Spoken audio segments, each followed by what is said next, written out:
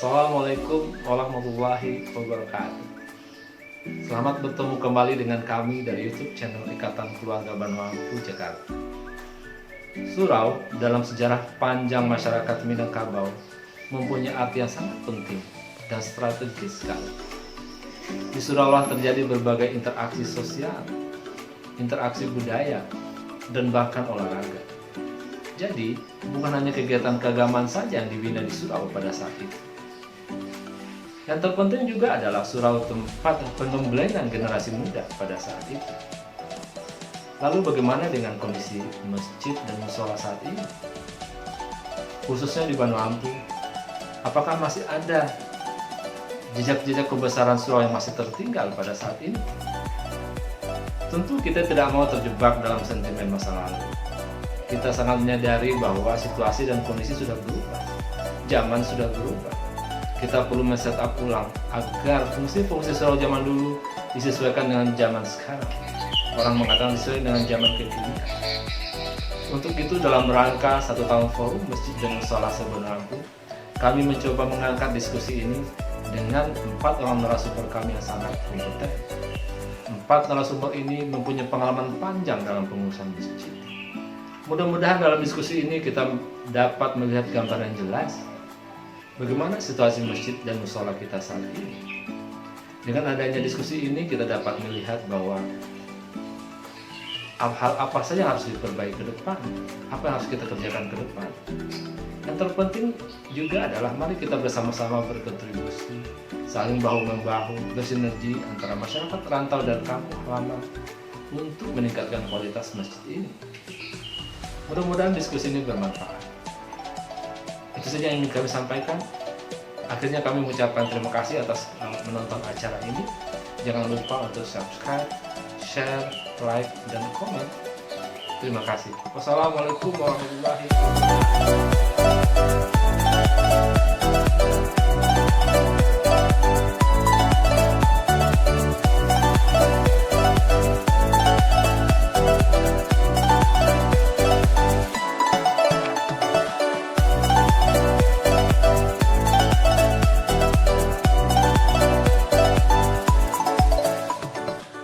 Assalamualaikum warahmatullahi wabarakatuh. Waalaikumsalam warahmatullahi wabarakatuh. Selamat bertemu lagi dengan kami di YouTube channel Ikatan Keluarga Banwapu Jakarta. Saat ini kita akan berdiskusi dengan tema adalah bagaimana masjid dan musola di Banwapu mengambil peran dalam meningkatkan kualitas umat di Banwapu. Untuk itu bersama saya sudah ada beberapa orang pengurus masjid, yaitu Bapak Dr. Eviandi Ibrahim, kemudian ada Bapak Dr. Ismail Novel, sekaligus juga pendidik, kemudian ada Dr. Ilham Tasmi, Ketua Majelis Ulama Indonesia, sekaligus juga pengurus masjid di Parabe dan pendidikan Parabe. Dan terakhir kita punya narasumber adalah Bapak Insinyur Iskandar Umar. Bapak Insinyur Iskandar Umar adalah seorang praktisi perminyakan, tetapi beliau orang yang sangat concern terhadap masjid. Dimanapun beliau berada, ditempatkan tugas, beliau selalu membina masjid di lingkungannya, baik di berbagai kota di Indonesia maupun di belahan dunia lain di mana beliau bertugas. Yang terpenting adalah bahwa beliau juga telah mengunjungi berbagai masjid yang baik manajemennya di Indonesia maupun di negara lain. Mudah-mudahan Pak Iskandar Umar memberikan sedikit semangat bagaimana kita harus membangun dan membina umat kita melalui masjid yang ada di kampung. Untuk itu diskusi hari ini tentu kita tidak terjebak dengan sentimen masa lalu tentang kemegahan surau, di mana surau menjadi pusat sentral pendidikan umat saat itu berpuluh tahun yang lalu. Surau bukan hanya tempat pendidikan agama, tetapi juga pendidikan umum, sosial, budaya, dan juga bahkan bela diri dan lain-lain. Tapi kita harus menyadari juga bahwa saat ini kondisi sudah berubah, teknologi sudah berubah, zaman sudah berubah, tentu perlu set up ulang bagaimana peran masjid ini, fungsi masjid ini tetap bisa terlaksana, tetapi dengan situasi dan kondisi kekinian. Alhamdulillah saat ini kita diuntungkan dengan teknologi komunikasi yang sangat baik. Peran-peran perantau yang ingin terlibat dalam kepengurusan masjid di kampung seharusnya tidak menjadi masalah, karena komunikasi sudah sangat lancar. Kehadiran fisik barangkali tidak begitu penting, tetapi apakah sampai sejauh itu kebutuhan masjid di kampung halaman kita saat ini? Untuk itu saya pertama-tama ke Pak Ismail Novel, kemudian saya ke Pak Ibrahim, ke Pak Istana, kemudian terakhir ke Pak Ilham Dasmi. Pak Ismail, saat ini Pak kita tahu bahwa boleh dikatakan semua masjid di Banu Hampung itu otomatis hanya membina umat pendidikan keagamaan. Padahal masjid sebenarnya bukan hanya itu, membina umat bukan berarti, tapi peran-peran lain itu sepertinya sekarang agak susah diterapkan. Bagaimana Pak? Silakan Pak Ismail. Baik, makasih. Assalamualaikum warahmatullahi wabarakatuh. Waalaikumsalam warahmatullahi wabarakatuh. Yang saya hormati Bapak Irwan Nurbi, Bapak Iskandar, Ustadz Ilham, dan juga Bapak Dr. Effendi Ibrahim.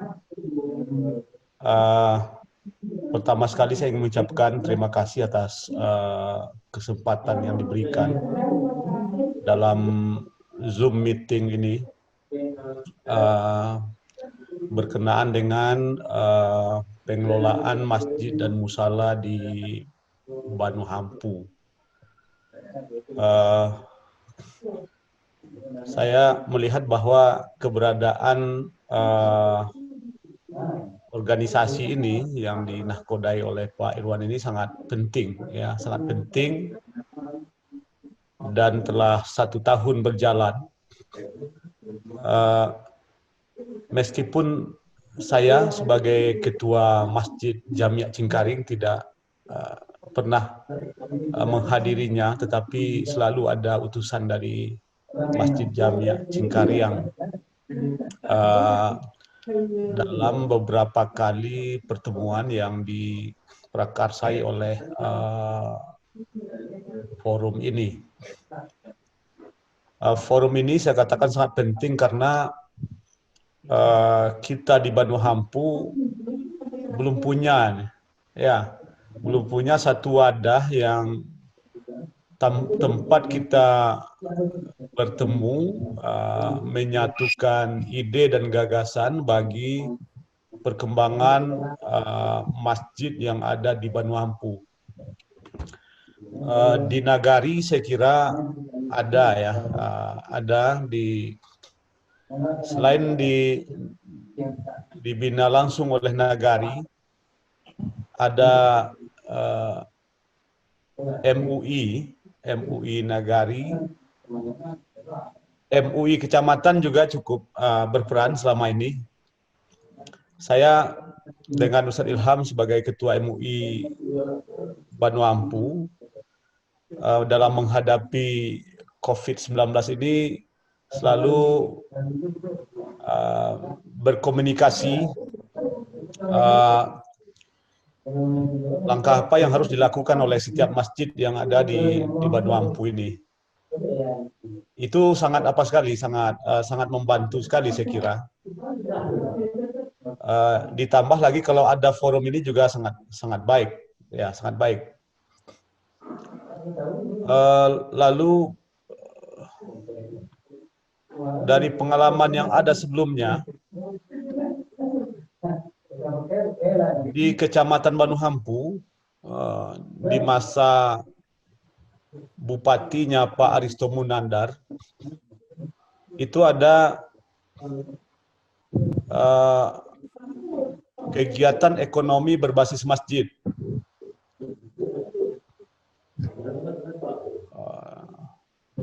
Bekerjasama dengan BMT Nagari.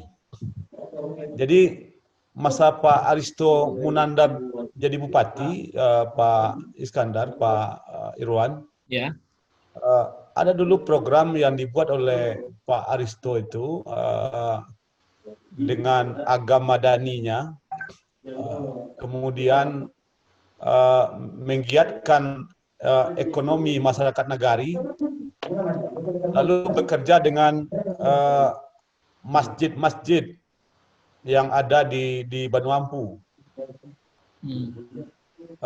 dengan membuat satu wadah, satu organisasi di masjid itu namanya TKPK Masjid. TKPK. Saya lupa singkatan tim di belakangnya itu penanggulangan kemiskinan. Berbasis masjid. Dan salah satu programnya yang cukup besar waktu itu adalah rehab rumah, bedah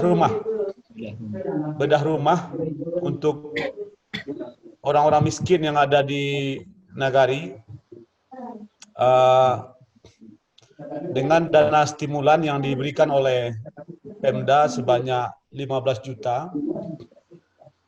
Lalu TKPK Masjid mengembangkan dana itu sehingga bisa membangun sebuah rumah layak huni bagi masyarakat miskin. Itu masjid yang mengelola. Di Cingkariang ada paling tidak 6 kali program yang dilakukan oleh TKPK ini. Dengan dana 15 juta dari Pemda, kita bisa tingkatkan hingga mencapai kurang lebih 100 juta, sehingga berdiri rumah yang layak untuk dihuni oleh keluarga miskin itu. Itu yang sifatnya ekonomi. Kemudian yang lain, pembinaan imam khatib ini di Nagari. Muna mungkin atas kerjasama dengan Majelis Ulama Kecamatan di Nagari Cingkariang, ada beberapa kali diadakan pembinaan imam dan khatib di Nagari.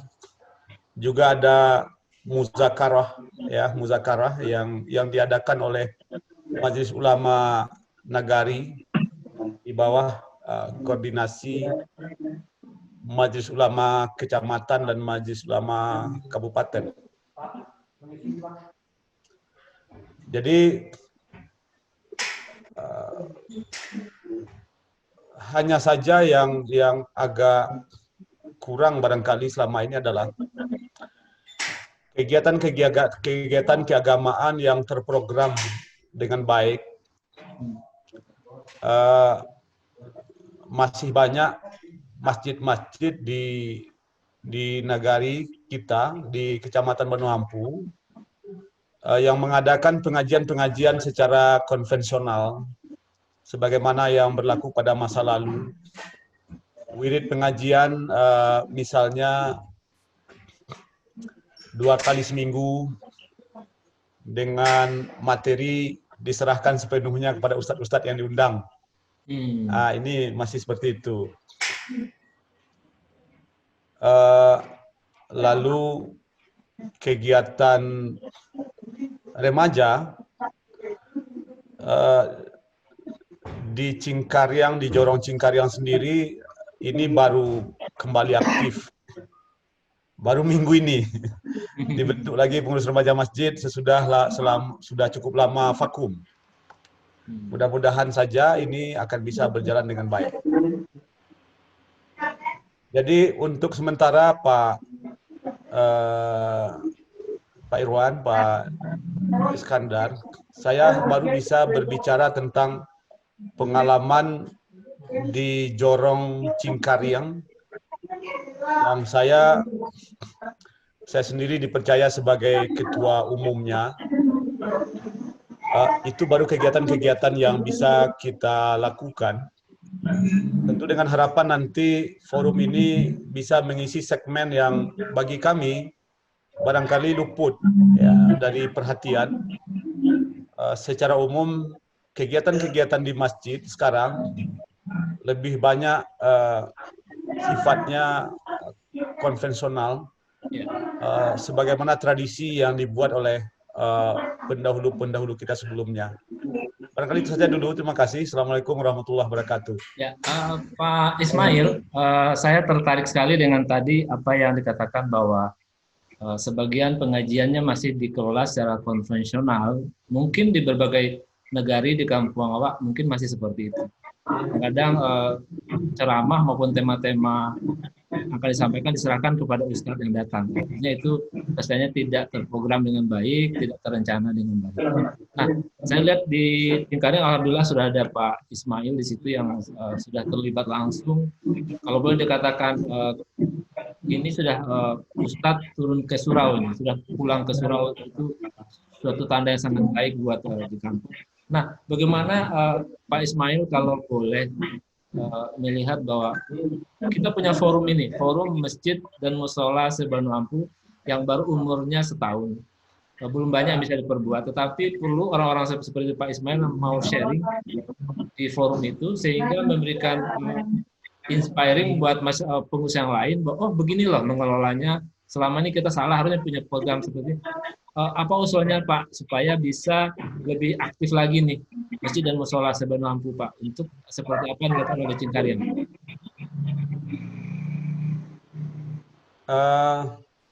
Makasih Pak Irwan. Jadi tadi saya baru menyampaikan kondisi objektif yang ada di masjid di Banu Ampu, khususnya di Jorong Cingkariang, ya, di Jorong Cingkariang. Saya kalau boleh bercerita sedikit, Pak Irwan, Pak Iskandar. Saya lebih menjalankan amanah orang tua ini. Saya tidak ada bercita-cita untuk sekolah ke Parabe, kemudian menjadi pengurus masjid, ya. Tapi ibu saya menyuruh sekolah ke Parabe untuk bisa nanti suatu saat menjadi imam, menjadi khatib, menjadi pengurus masjid di Cingkariang. Alhamdulillah itu terwujud dan bahkan cukup melampaui ekspektasi yang diberikan oleh ibu saya itu. Alhamdulillah. Jadi saya memang diharapkan oleh ibu saya menjadi pengurus masjid, barangkali cita-citanya waktu saya tamat SD ya. Jadi secara umum saya memang belum fokus untuk mengurus masjid ini, dan masih banyak mengikuti pola lama dari kepengurusan masjid dan menjaga bagaimana itu berjalan secara baik. Saya memang sangat memperhatikan nilai-nilai adat ataupun tradisi yang berlaku di kita di Minangkabau pada umumnya, pada khususnya. Contoh, ada masjid Jamia, ada imam, ada khatib, ada bilal, ya. Itu diharapkan di setiap masjid di Banu Ampu itu tetap ada, tidak mengambil orang-orang dari luar yang kemudian digaji, karena begitulah yang saya pahami falsafah adat Basandi Sarak Basandi Kitabullah itu. Hanya saja sekarang tidak semua jorong dan nagari yang mempunyai kader yang bisa membina masjid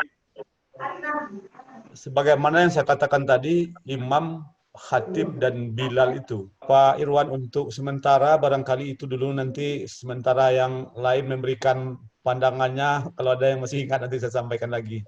Ya. Ya, makasih. Assalamualaikum warahmatullahi wabarakatuh. Ya, terima kasih Pak. Assalamualaikum warahmatullahi wabarakatuh. Terima kasih Pak Ismail. Saya ke Pak Effendi. Pak Effendi, sama-sama telah kita dengarkan pandangan dari Pak Ismail, kondisi yang ada di Masjid Cingkariang. Tetapi mungkin bahwa di Benoampu sebagian besar mungkin masih seperti ini pandangan saya, karena manajemennya mungkin masih konvensional. Nah, sebenarnya ada kendala apa Pak sebenarnya di kampung sehingga susah untuk merubah? Karena masalah ilmu barangkali mereka sudah tahu, karena secara teknologi sekarang mereka bisa searching di Google, bisa tahu dari mana-mana. Tetapi kenapa sepertinya kok kemajuannya kurang progresif gitu? Masih step by step, malah dikatakan jalan di tempat gitu. Masjidnya sudah gagah-gagah, sudah banyak masjid yang luar biasa bagus-bagus di Benoampu itu. Masjid di Benoampu itu luar biasa banyak loh Pak, 40 lebih masjidnya. Tetapi tidak diimbangi dengan kemajuan manajemen dan juga agresivitas daripada pengurusnya. Nah, dengan adanya forum Pak, kita berharap kemarin, walaupun forumnya baru setahun, ada hal-hal seperti ini yang bisa di-sharing, yang bisa men-trigger masjid lain bisa berbuat sesuatu. Nah, mungkin Pak Effendi selama setahun ini memberikan pandangannya, mengevaluasi baik pengurus masjidnya maupun forum itu sendiri. Bagaimana Pak? Silakan Pak. Ya. Bismillahirrahmanirrahim. Assalamualaikum warahmatullahi wabarakatuh. Waalaikumsalam warahmatullahi wabarakatuh. Allahumma sholli ala Muhammad wa ala Muhammad. Yang terhormat ada Pak Irwan, ada Ustadz Irham ya, LC, Pak Dr. Ismail Novel, ya, kawan kita dulu itu sesama di STN masih, alhamdulillah sehat. Kemudian Pak Iskandar. Alhamdulillah kita dipertemukan dalam forum diskusi ini. Semoga apa yang kita sumbangkan hari ini dalam bentuk pemikiran menjadi sumbangsih yang berharga untuk perkembangan dakwah Islamiyah di negari kita atau di Benoampu. Pak Iwan, bahwa forum Masjid Musala di Benoampu ini lahirnya dilatar belakangi oleh waktu itu kalau saya tidak salah ada wakaf Al-Quran yang dihimpun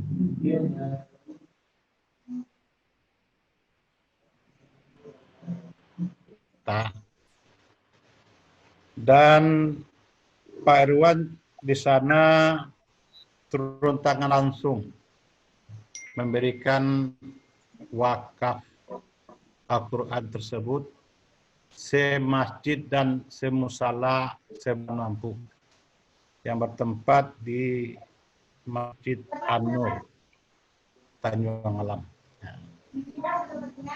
Sesudah itu ada penawaran dari Pak Irwan, bagaimana kalau WA forum komunikasi Masjid Musala itu terus kita hidupkan.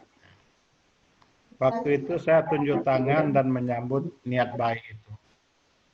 Dan alhamdulillah didukung oleh bapak-bapak, kawan-kawan, pengurus Masjid Musala se-Benoampu, ditambah waktu itu wali negari, bahkan Pak Camat. Sekarang sudah setahun lebih banyak, tepatnya tanggal 15 Agustus kemarin kalau tidak salah itu sudah milad ke-1 dia. Jadi kita pertama mengucapkan selamat milad atau hari lahir, sudah 1 tahun usia. Dalam 1 tahun berjalan ini saya menilai ada kecenderungan positif. Ada progres yang baik yang diberikan oleh forum ini terhadap perkembangan ukhuwah Islamiyah di Banu Ampu ini. Forum Masjid dan Musala ini menurut hemat saya sudah mampu atau kecenderungan mampulah ya, untuk merajut tali silaturahim antar pengurus masjid dan musala se-Banu Ampu. Karena saya melihat postingan di WA itu semangat ukhuwahnya luar biasa. Ya. Telah menjadi wadah saling berbagi pengalaman bahkan antar pengurus masjid dan musala apa yang telah mereka lakukan untuk kebaikan umat di Banu Ampu pada khususnya. Sehingga ini sudah berubah perannya sebagai sebuah wadah. Ya. Wadah yang menyertani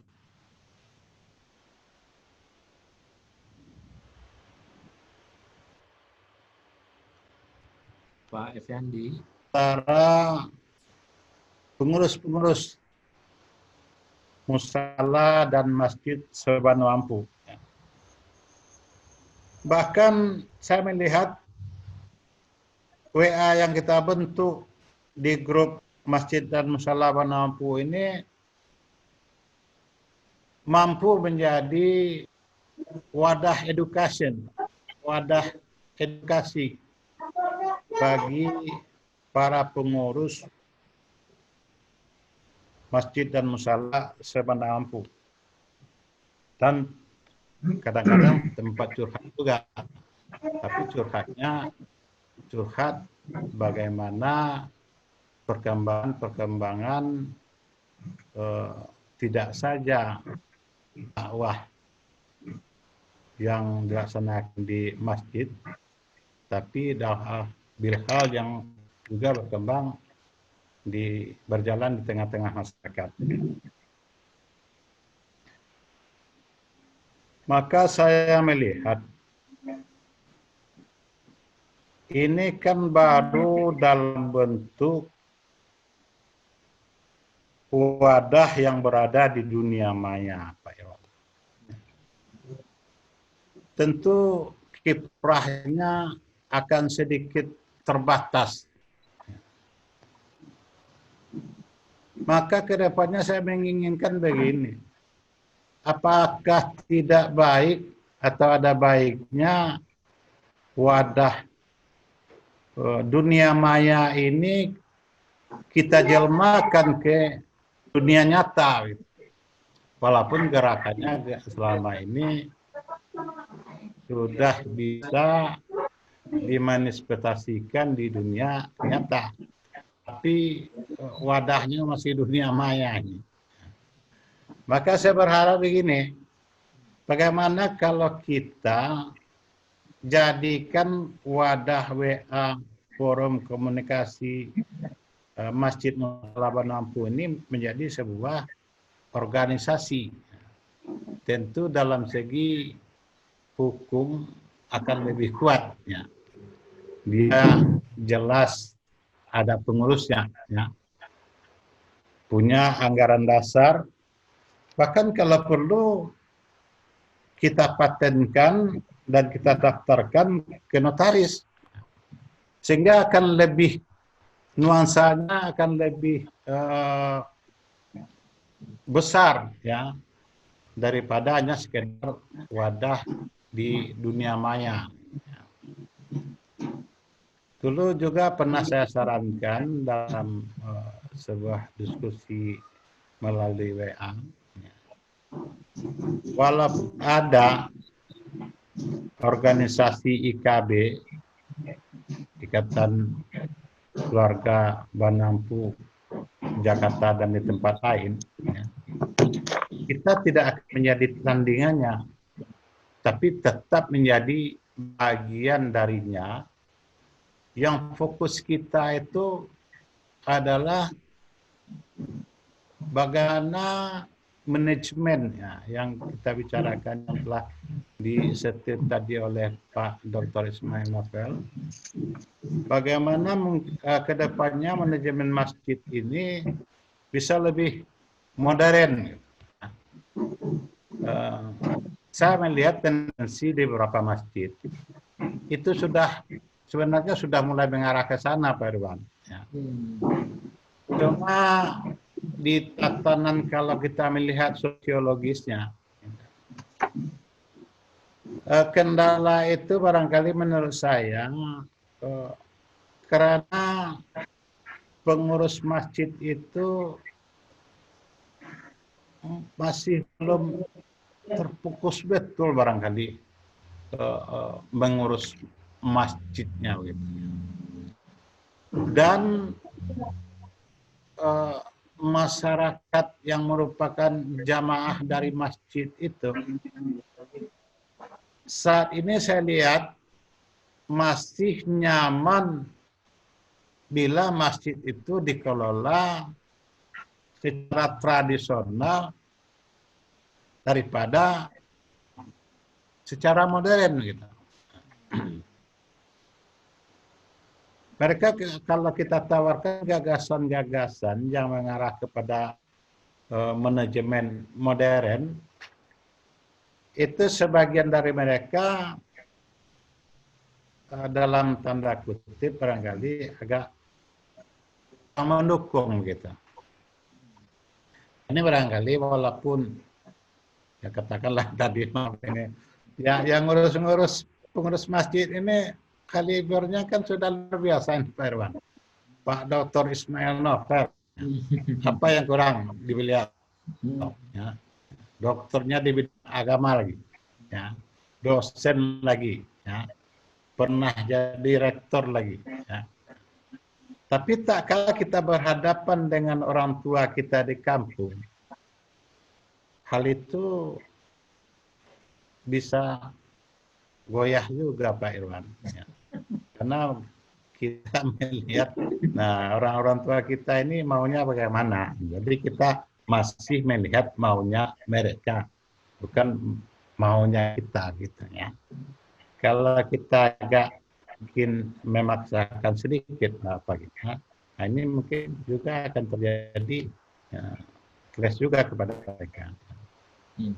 Tapi sudah step by step sudah mengarah. Contohnya saya lihat kalau pengajian-pengajian Ramadan itu nyaris nama ustaz sudah dengan topik atau tema dari kajinya malam itu. Jadi kalau 30 malam bulan puasa itu 30 ustaznya, 30 tema yang diberikan kepada dia. Gitu, ya. Dan banyak juga ustaz-ustaz itu, buya-buya itu kalau kita panggil dia minta kepada kita kira-kira apa yang dibutuhkan oleh masyarakat. Kita bilang masyarakat begini gejala yang terjadi di tengah masyarakat. Nah, boleh kita arahkan kaji kita ke sana. Itu baru yang apa? Ya, yang dilaksanakan.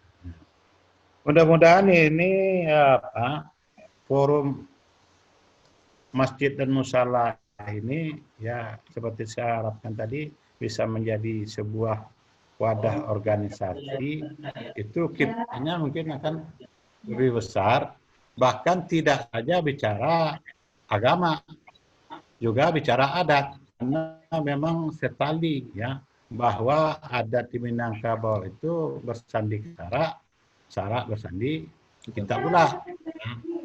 Barangkali untuk sementara itu Pak Irwan. Ya, terima kasih Pak Effendi. Dari Pak Ismail sama Pak Effendi ada beberapa poin yang mungkin bisa kita catat bahwa pertama bahwa masjid dan mushola Sebenampu itu perlu membenahi manajemennya dari konvensional ke yang lebih modern lagi, artinya lebih progresif lagi seperti yang dilakukan oleh kota-kota besar lainnya. Mungkin sudah ada yang bagus, tapi sebagian besar mungkin perlu perbaikan lagi. Yang kedua adalah bahwa ada usulan bahwa forum masjid dan musola yang selama ini kita bina baru 1 tahun perlu ditingkatkan menjadi organisasi yang nyata. Ini perlu kita diskusikan lebih lanjut lagi, teknis dan pelaksanaannya seperti apa. Kemudian juga yang penting adalah manfaatnya. Yang terakhir bahwa tadi ada usulan bahwa kita punya pendidikan parabe di tengah-tengah kampung kita. Bagaimana sama-sama bersinergi untuk membina masjid dan musola ini. Mudah-mudahan nanti Pak Ilham bisa memberikan tanggapannya, karena sayang sekali bahwa kita punya, semuanya ada, tetapi kalau tidak bersinergi rasanya sayang sekali. Tadi ada mendengar tanggapan Pak Ismail, sedih sekali bahwa sebagian besar, sebagian masjid dan musola kita itu imam, khatib, dan bilalnya disewa, dibayar. Nah ini kan menandakan kaderisasi di internal itu menjadi kurang, ataukah memang tidak ada anak kemenakan atau keluarga di kampung kita itu mau membina masjid ini. Pada saat berangkat ke Bandung di tahun 1976, kami di kampung itu mengurus IPPJ namanya.